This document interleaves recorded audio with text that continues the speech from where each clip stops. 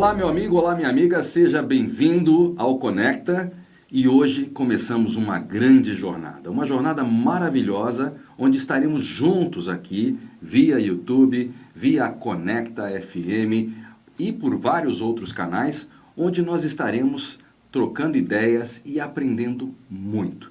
Aprendendo sobre vários assuntos, mas particularmente neste momento falamos sobre o Conecta Gospel.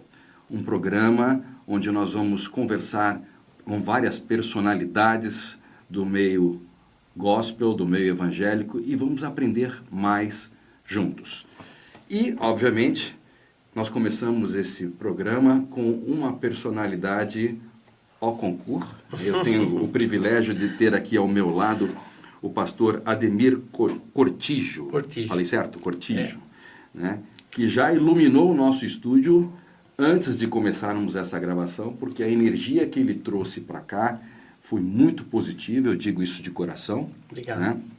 E com certeza teremos uma conversa muito agradável, onde o tempo vai correr muito rápido, porque quando as coisas são agradáveis, o tempo parece que voa. Mas nós estamos aqui hoje para conhecer melhor o pastor. O pastor é da Igreja Apostólica Graças para as Nações, mais conhecida como Agnus. Isso. Então essa é a minha primeira pergunta, por que Agnus? Éramos de uma denominação bem conhecida, né, a Igreja Quadrangular em 2008, e nós decidimos sair da denominação e criar o nosso próprio ministério. Então houve aí uma conexão bem grande, vários pastores, amigos, e nós iniciamos em 2008, e o nome, né, é um acrônimo da Igreja Agnus e da Igreja Apostólica Graça para as Nações. E como surgiu o Agnus, ele quer dizer cordeiro, deixou a gente assim bem empolgado com o nome no começo. E até hoje é um nome bem fácil, né, de se pronunciar. E é a Igreja do Cordeiro, a Igreja de Cristo. Então isso, desde o começo, nós iniciamos com essa, eu digo, uma missão nova, né, que o Senhor nos deu, porque eu pessoalmente fiquei na Quadrangular por 30 anos, né, eu cheguei junto com a minha mãe em 76. E nós saímos em 2008, então foi 32 anos que eu servi como membro, como presidente de jovens, coordenador de jovens, pastor auxiliar, e depois nós criamos o nosso próprio ministério, iniciado aqui em Sorocaba, e em conjunto com o apóstolo Douglas Wenger e a apóstola Cássia. Ele é americano, ela é brasileira, e com meu sogro também, né, o pastor Tacone, e a minha sogra, a pastora Alice. O pastor Tacone hoje faleceu o ano passado, em fevereiro do ano passado, mas nós iniciamos esse trabalho juntos, né? E não só nós, mas outros pastores também. Então, estamos aí pregando o Evangelho através da Igreja Agnus há 16 anos. Então, na realidade, pelo que eu posso entender aí, não foi uma dissidência da Quadrangular, e sim uma multiplicação, um desmembramento para poder multiplicar o conhecimento, é isso? Na verdade, assim, quando nós saímos, eu até ouvi um dos pastores bem graduados da Quadrangular Internacional falando sobre isso, né? Quando tem vamos chamar de dissidência ou desmembramento, em vez de o reino perder, o reino ganha, né? Porque a Quadrangular está aí pregando o Evangelho também, e nós também. Por isso que eu disse que era para multiplicar Exato, a visão correta para nós é isso, né? Capilarizou a mensagem. Verdade. Hoje a gente tem só dentro de Sorocaba 9 igrejas, e a gente tem um crescimento, né? E pregando o Evangelho. A Agnus está só em Sorocaba hoje? Não, ela está em outras cidades também. Nós temos, de cabeça, vou lembrar, Jundiaí, Rio das Pedras, Piracicaba, Itapetininga, Ibitinga, temos também Belém do Pará, 4 igrejas, e Curitiba, uma capital também. São essas que eu acabei de falar, igrejas estão iniciando, são igrejas pequenas, mas temos em todas essas cidades que eu acabei de citar. E o senhor está aqui na sede? Isso. Essa semente começou com o senhor e mais quantos pastores? Na verdade, o início começa com meu sogro, né, o pastor Tacone, a pastora Alice, que são minha esposa, a pastora Cláudia, o apóstolo Douglas Weng e a apóstola Cássia, que são assim os fundadores. Mas tem mais pastores, né, que fazem parte dessa fundação, que já estavam conosco trabalhando na Quadrangular e vieram conosco para um novo trabalho, uma nova proposta de trabalho, que é a Igreja Agnus. E o senhor já estava dentro dessa carreira junto ao Senhor antes de conhecer a sua esposa, ou isso surgiu aí no momento em que o senhor casou-se, você falou, começou com o seu sogro, né? Como é que a luz entrou na sua vida? Então, início de conversão, essa época, né? 76, quando a minha mãe chega na igreja. Eu perdi minha mãe agora, em 25 de dezembro do ano passado, ela morreu com 96 anos, servindo ao Senhor. Então, desde essa época de 76, nós encontramos, né, a Cristo de uma forma diferente e houve uma conversão, né? Nós éramos católicos, né, aquele chamado não praticante, mas também tínhamos, né, aquela coisa de, às vezes, crer também no espiritismo e algumas coisas assim. Essa era a nossa, vamos chamar assim, a religião, né? E em 76, minha mãe, ela fez uma cirurgia de úlcera e estava definhando, não se recuperava. E uma das minhas tias, que já é falecida também, morava perto da igreja quadrangular. A minha tia falou, Dora, né, que o nome da minha mãe era Adoração. E a gente todos era conhecida como Dora. Falou, Dora, você está morrendo e tem um pastor aqui e dizem que ele cura. E aí ela chegou, no primeiro dia que ela pisou na igreja, ela foi curada. Ela se restabeleceu. Eu nunca mais vi minha mãe doente nesses anos todos grave, nunca mais. Mas ela estava assim definhando, me lembro bem, em 76 eu já tinha 9 anos, né? Me lembro bem dela definhando pela enfermidade. E o Senhor curou ela e levou ela em saúde praticamente aos últimos dias da vida dela, que ela adoeceu e Jesus veio levar. Eu sempre falo que ela Tudo tem seu tempo. E Jesus veio e levou ela realmente. Sem dor.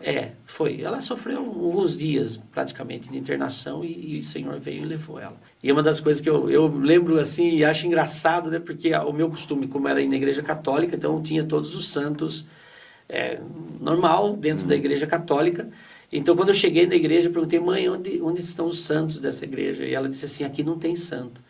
Aí a segunda pergunta, eu falei assim, onde está o padre dessa igreja? Porque eu não vi um homem de batina, né? Ela falou assim, fica quieto que aqui tem só pastor. Quem é esse pastor? E ela apontou para mim, disse assim, aquele mocinho ali. Aquele mocinho era o meu sogro. Então, é algo assim que a gente guarda, né? No coração, esse momento. Aquele mocinho viria a ser o seu sogro? Pois é, viria a ser meu sogro. Isso em 76, eu comecei a namorar, vou ver se não me falha a memória, aqui com 18 anos a minha esposa. Então, a gente mudou de vida, né? A minha mãe levou todas as irmãs para a igreja, meus primos. Hoje a gente tem primos, pastores, diáconos, e ela vinha de uma família grande, então ela foi falando de Jesus. E as pessoas também foram vendo na nossa vida a mudança, né? E a mudança para melhor. Não só, não estou falando aqui em condições financeiras, né? Mas uma mudança de ter paz, de ter tranquilidade, de ter uma coisa é consequência da outra, né? Exatamente. Se você está com paz de espírito, você tem mais equilíbrio para tomar decisões em todos os aspectos. Consequentemente, a vida profissional ou empresarial acaba melhorando, né? Mas uma coisa que eu percebo, até pelo que o senhor acabou de contar, é que a maioria das pessoas, ou pelo menos grande parte, chega à vida religiosa, a palavra de Jesus, por intermédio da dor. Né? O senhor acha que existe alguma forma de nós trazermos a população, principalmente o jovem, para a igreja, por outro caminho que não seja a dor? Eu digo isso pela nossa idade, né? Eu também custei a aceitar esse tipo de coisa, e quando a gente passa dos ENTA, né, a gente percebe que começamos a dar valor para esse tipo de coisa que antes a gente não parava para pensar. É balada, é festa, não sei o quê, e isso é assunto chato.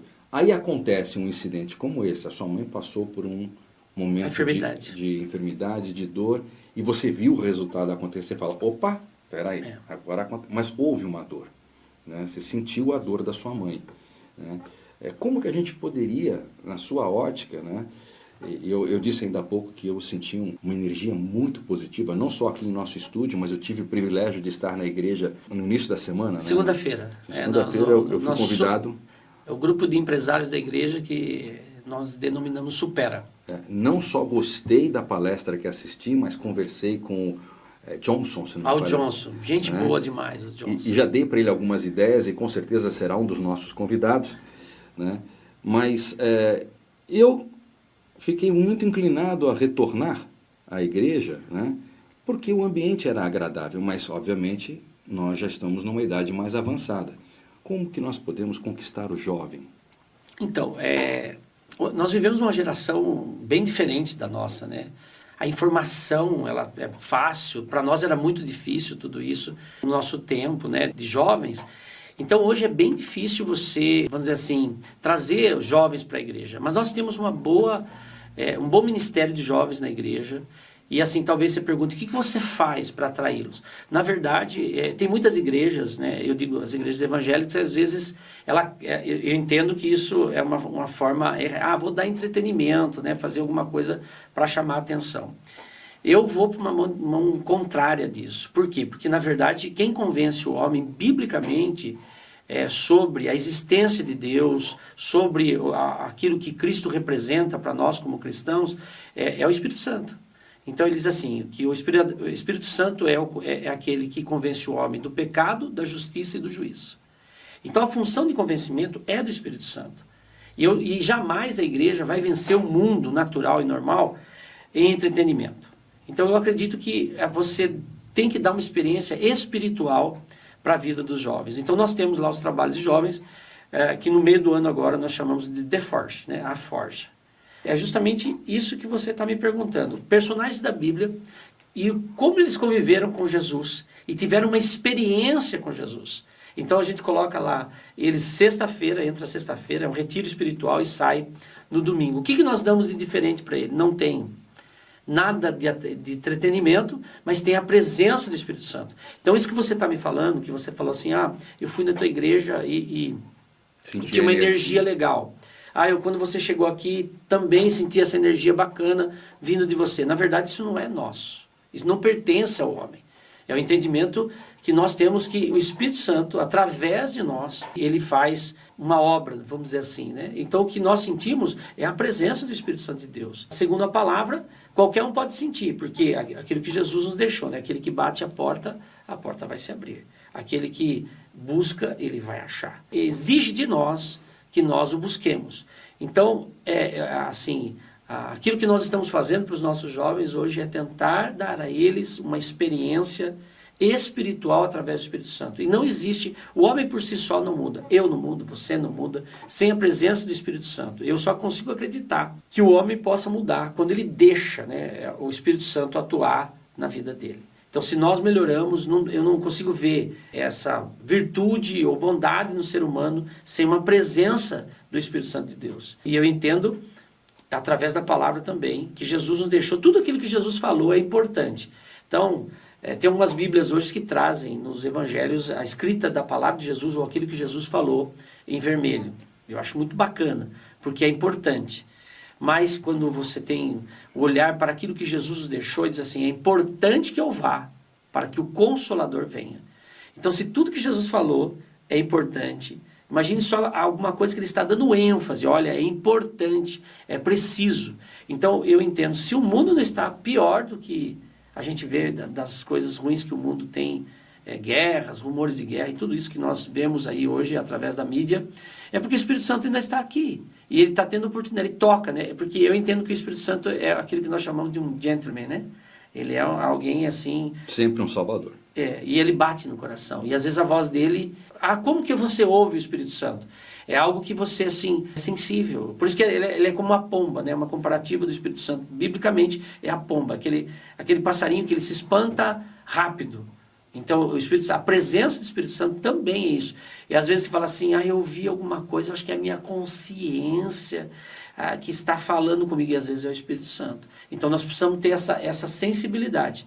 E para você ter essa sensibilidade, é lógico que é um caminhar, como você falou aqui, conhecimento. Eu sempre falo que a vida cristã, ela tem que ter um tripé de sustentação, é conhecimento, experiência e revelação. Conhecimento da palavra. Você precisa, se você não existe outra possibilidade de você conhecer a Deus sem conhecer a Bíblia. Pronto. Então, conhecimento. Experiência. Aquilo que eu estou falando para você, experiência de conversão da minha casa, da minha família. Então, ao longo da nossa vida, nós tivemos uma experiência com Cristo. E a experiência que nós tivemos com Cristo sempre foi crescente. Eu recebi uma chamada para pastorear, né? Na verdade, eu tenho um tempo que eu trabalhei secularmente. Até 2000, eu trabalhava secularmente e ajudava na igreja, né? Às vezes como presidente de mocidade, às vezes como coordenador de mocidade. Em 2000, meu sogro falou assim, eu preciso que você venha com tempo integral. Quem que me chamou? Foi só o meu sogro? Não, eu não entendo isso. Foi o Espírito Santo, foi Deus Sim. que trouxe a chamada. Agora, eu poderia rejeitar. Sim. Eu poderia dizer assim, eu não... Todos nós temos a liberdade de escolher o caminho que queremos trilhar, né? Aí você escolhe porque há um toque do Espírito Santo. E as pessoas estão na igreja porque o Espírito Santo está lá. Eu vou aproveitar o momento aqui para entrar numa linha de raciocínio um pouco mais delicada. Se o senhor achar que não deve tratar desse assunto, nós entendemos perfeitamente. Mas nós estamos num momento delicado da história mundial.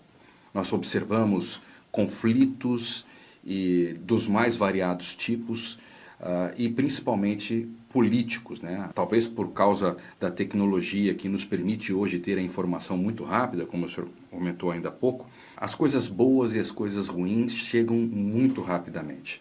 Isso também permite com que a população como um todo, não só brasileira, mas mundial, tenha acesso a mais informações e podem julgar, né? Claro que cada um avalia dentro da sua ótica. Mas nós estamos neste exato momento em que começamos esse, como o americano chama de show, né? Em vez de ele falar programa, ele fala o nosso show. Eu não acho que isso aqui seja um show, isso aqui é uma fonte de conhecimento.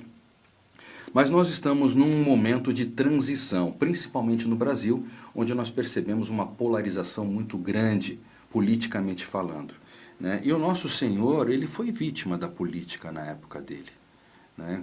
Quando Pilatos colocou ele lá junto com Barrabás, se não me falha, Sim, né? para escolher, para o povo escolher. Para o povo escolher, e diante da ignorância deles, eles, na nossa ótica, obviamente, não fizeram a melhor escolha, ou porque foram levados para o lado negativo, ou porque não tinham conhecimento suficiente ou luz suficiente para enxergar qual seria a melhor estrada a seguir.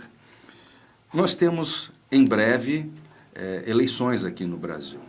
Como que a gente pode esclarecer os nossos, não vou dizer nossos fiéis, mas as pessoas que acompanham, ou como que a igreja norteia ou esclarece as pessoas qual seria a melhor decisão a ser tomada? O que elas devem buscar, sem dar nome aos bois, porque Sim, nós claro. temos aí N candidatos e todos eles têm as suas qualidades e seus suas defeitos. Propostas, né? E suas propostas.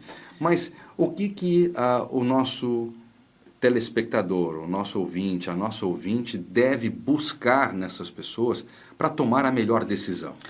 Então, eu deixo a igreja bem livre na questão política, mas não é que eu fico em cima do muro sobre isso, não. Eu tenho a minha posição bem definida.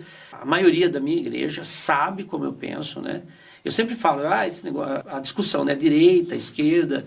Eu sempre digo isso, olha, ser conservador, contra o aborto, contra a ideologia de gênero, se isso é ser conservador de direita, é isso que eu sou.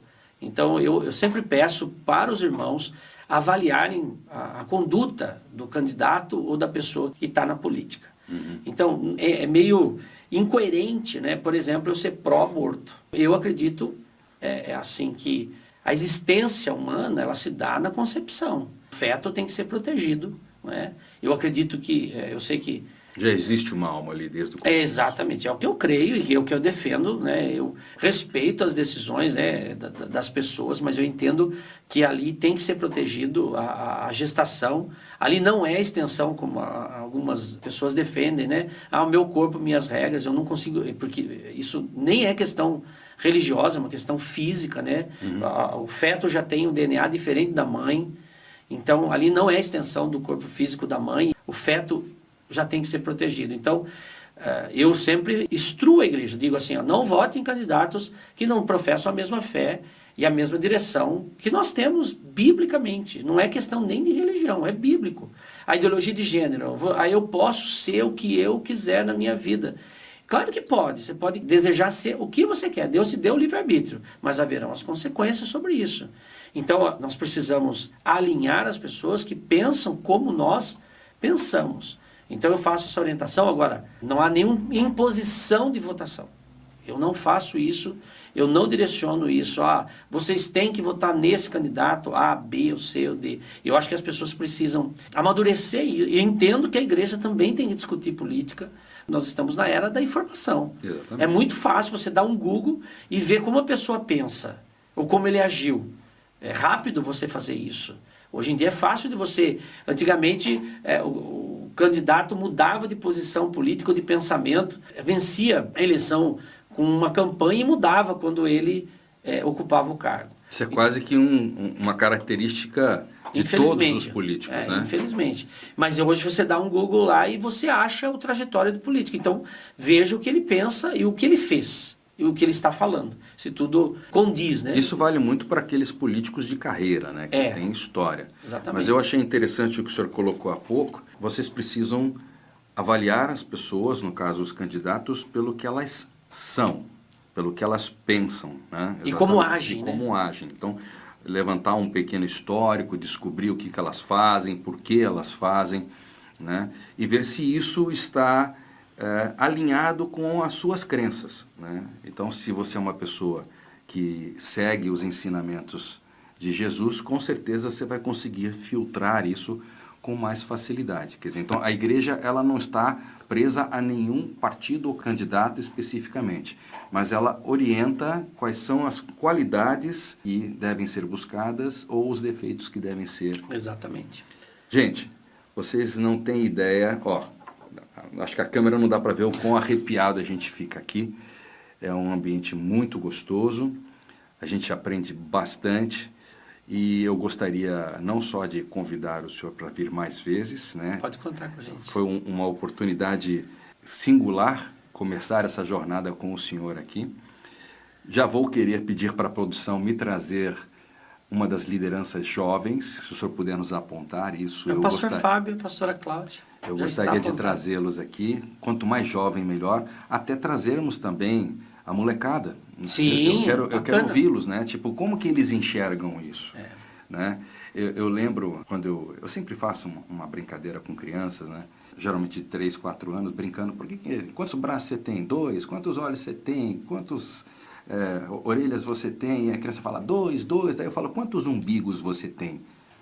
Um só. Aí eu brinco e falo assim, mas não está errado, né? Não, minha mãe só tem um. Mas mamãe está errada. 2 orelhas, 2 ouvidos, 2 braços, 2 mãos, 2 joelhos, um umbigo, né? E a gente recebe as mais variadas respostas, né? Então eu tive uma criança que chegou para mim e falou assim, mas por que só um?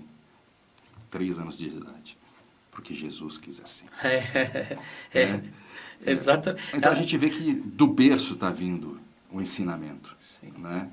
Já teve outra mais esperta, essa tinha cara assim, sabe aquelas criancinhas capetinhas, né?